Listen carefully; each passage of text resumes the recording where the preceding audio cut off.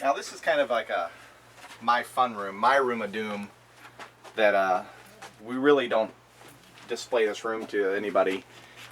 This is where I keep a personal collection of video games for over 20 years now, and well, it hasn't been here for 20 years. I've been collecting longer than that, and this is just pretty much everything up to PS1.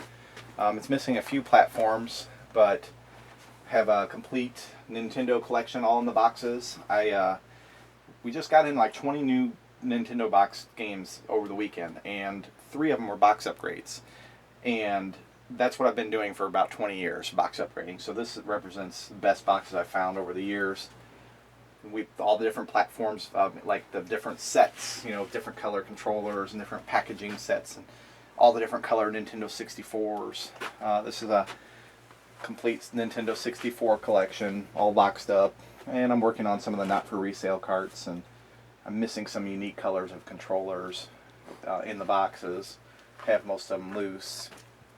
Almost done Sega Genesis collection. Missing a few titles. I left some gaps for them. Everybody's going to be missing a few, but that's actually an active thing I've been trying to finish up, is that collection. And then this is, everybody's missing a few, of course, that's the way it works. But this is almost a complete Atari 2600 collection, all boxed. Lots of variations on lots of different cartridges, for each platform. But this kind of is how we wrote the book that me and my friend Robert Wicker wrote together. Was classic 80s home video games, and these are where we got all the pictures from, owning the collection. And then we had a couple collectors who have some really hard to find pieces help fill in them gaps. But I'm not missing very many gaps, but I don't think I'm gonna be able to acquire some of them for any reasonable amount of money. So who knows what the future will hold in that. An Atari 5200 collection, all boxed. An Atari 7800 collection boxed. This is a complete ColecoVision collection boxed. I'm missing one, but Robert, who I wrote the book with, has it, so I'm good. I'm content. I've held it in my hands. And then television collection, a complete Sega Master System collection, a complete Sega CD collection, an Odyssey 2 collection on the ground. I used to be into homebrew Atari 2600 games, very hardcore, up until about 2004, and I had every homebrew that came out. Went to every show and got every release, and then it just started getting oversaturated with homebrews. I couldn't even keep up. I mean, I'd be spending $300 a week on homebrews and hacks and stuff, so I stopped doing it. But I have lots of vintage homebrews from when they first started in the 90s, and up till about 2005, and then I stopped. There's a complete, almost complete. This is the biggest collection by far. A PS1 collection. This thing has taken forever. I can't believe how hard it is to find any of these sports games.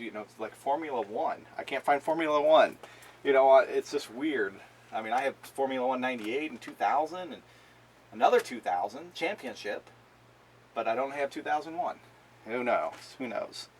Complete Dreamcast collection. I need one. I need some silly game. I don't even know what it is.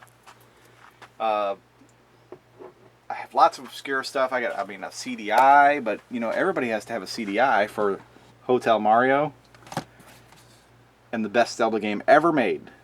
Well, no, that's not true. That's pretty bad. So I have that collection now. But yeah, and then we keep all the systems on the top. Lots of variations on system boxes. And I even have a Nintendo ceiling fan. Any personal favorites? I like the story. I collect because, I grew up playing Sega Master System, Atari, and I really enjoy how I found most of the games more than I enjoy owning certain games. It was actually finding that game, and so lots of them I have a memory that I remember getting that copy. It was in this Atari that I bought, and and I kind of remember the year and the situation. That's the fun part to me. Is finding them. I could fill in a lot of gaps buying on eBay all day long and refreshing eBay, but I've always just kind of hunted most of the stuff or just waited for it to come to me, and it's been more fun and affordable that way, because trying to get it all at once. I guess I didn't. I've been a speed collector before, and then I usually am not though. Just kind of get it as it comes in, and just focus on a platform at a time. And well, now it's come to this, a gigantic room with probably 10,000 plus games in this room alone. I still have tubs full of like Game Boy, lots of Game Boy. I'm really into the Game Boy consoles themselves, like all the different colors, and trying to have every camera boxed, every different color camera, Game Boy Color camera, and printers and paper, and I don't have room for that stuff yet. I might build some more space for it. There's a Virtual Boy collection, all my different PS1 systems. You name it, it's probably in here somewhere. So what console have you had most fun collecting? Atari. Yeah. Atari 2600 and the ColecoVision are probably my two favorite. I played more games on those systems than anything, and enjoyed most of them. Grew up with them.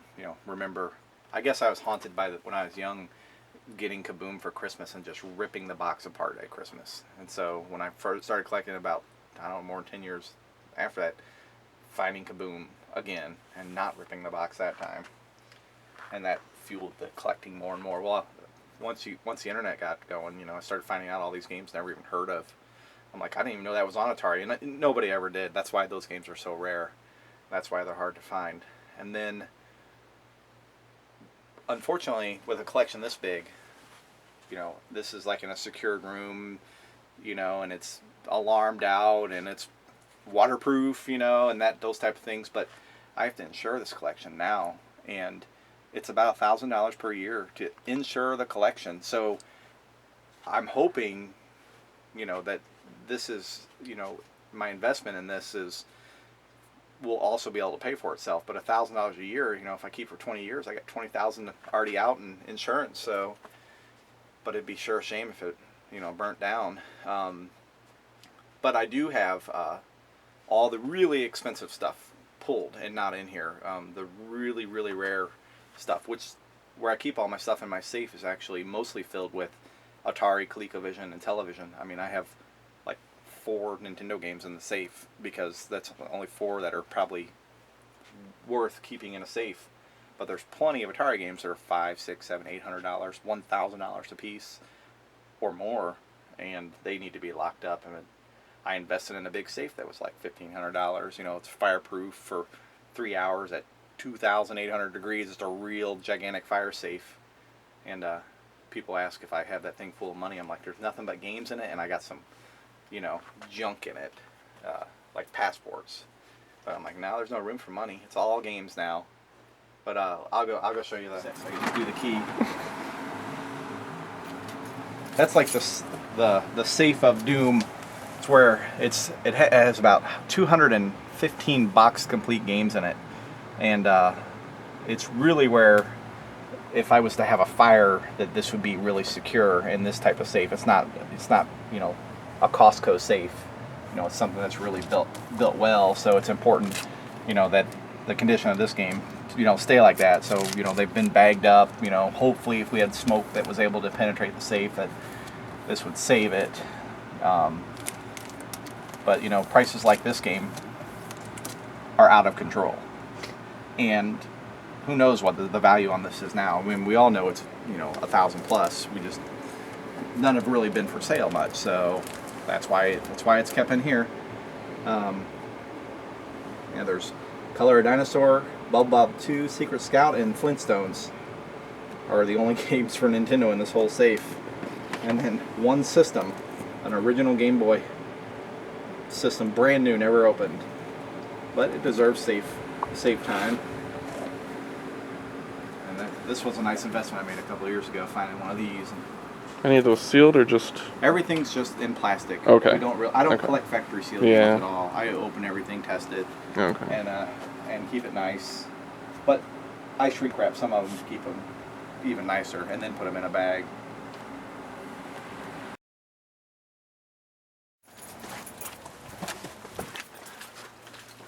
All right, let me see. I cannot remember who made Barbie. Well, I spent some time doing this recently. I actually, to follow the format of my book for Atari and our next book on Nintendo, we actually took. Oh, I see it. Oh my gosh. Where's it at? It's right Who there. makes it? It's on that side of the pink box. Barbie. Barbie made by High Tech. I played that. So what I spent a lot of time doing the other day was I pulled all these games and I was making sure everything was sleeved out, and we alphabetized these by manufacturer. So it starts out, Absolute, and then Acclaim American, and works through Capcom all the way down to Ultra and Virgin Video Games, and then we started alphabetizing within the manufacturer.